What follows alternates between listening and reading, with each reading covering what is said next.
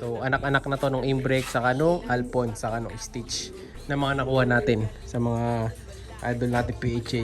Dito ka na sa bago mong bahay. And lastly, ito ang kapatid niya.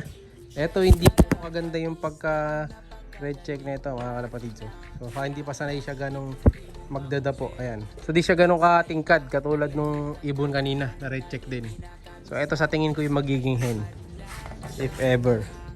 O parehong hen. Ayan, ganda ng ulay mga kalapatid. So, diba? Brown na brown.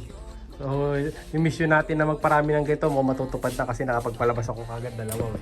Ano, swerte. So pasok na natin. So hinihingal sila, napakainit kasi. Ayan, pasok ka na, boy. Mukha sa bahay mong bago, ayan na.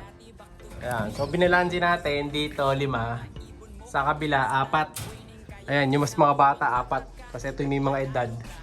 O, saka magkaka-size dito 5 para di magbardagulan.